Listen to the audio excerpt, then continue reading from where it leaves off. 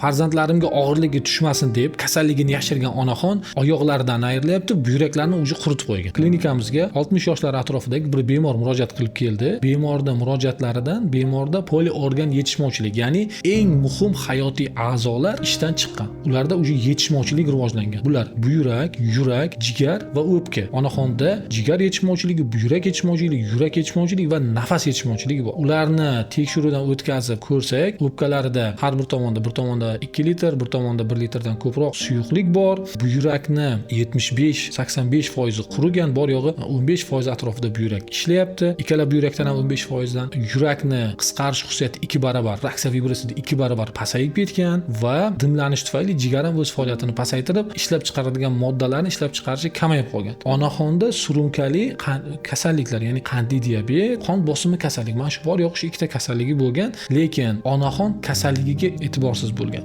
va bu kasalliklar sekin-asta rivojlanib avj olib, korreksiya qilinmaganligi, nazorat qilinmaganligi tufayli yuqorida aytgan nishon a'zolarini zararlab tashlagan. Bundan tashqari onaxonni oyoqlaridagi nervlarni va qon tomirlarini zararlagani tufayli onaxonning oyoqlari sezish pasayib ketgan, oyoq ko'p sovqotadigan bo'lib qolgan. Onaxon nima qilganlar? Oyoqni boyaga istaman deb borib pechkaga qo'yganlar. Oyoqni tagini qo'yganda ikkita oyoqni kuydirib tashlagan. Natijada oyoq kuyib, terilari kuyib, yopishib ketgan, lekin onaxon kuyayotganini sezmagan. Nimaga? Qandli diabet bilan og'rigan insonlarda kasallik nazorat qilinmasa, borib sezmaydigan bo'lib qoladi. Oyoqlar sezmaydigan bo'lib qoladi. Ular kuydirib o'zi bilmay qolgan. Keyin ko'rganda shunda ham e'tiborsiz bo'lib, paypog'ini kiyib yuravergan. Uydagilar ham hatto bilmagan. Uydagilarga aytmagan, sog'liqdan shikoyat bildirmagan. Va natijada oyog'i u yer yiringlab, gangrena rivojlanish boshlagan. Onaxonning ahvoli shunaqa o'ta og'ir. Bunday holatda oyoq gangrenaga uchraganligi uchun, nekrozga, gangrenaga uchragan oyoqni jarrohlar, xirurglar ko'rgandan keyin uni kesish kerak deb xulosa qilishdi. Lekin uni kesadigan bo'lsa, boyagi ko'p a'zo yetishmovchiligi tufayli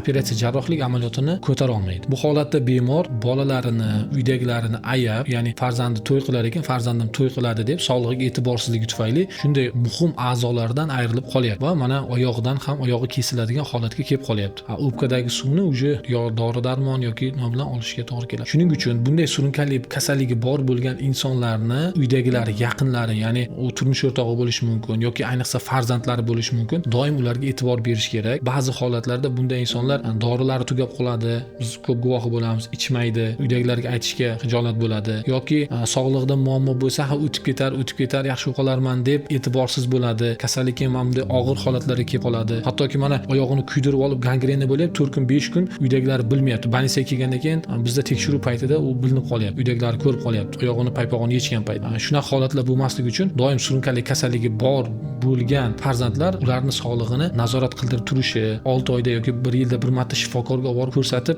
muhim ko'rsatkichlar, qand miqdori, qon bosimi, yurak urishi, bularni nazorat qildirib turish kerak. Siz ota-onangizda qanday kasalliklar borligini bilasizmi? Izohlarda yozib qoldiring.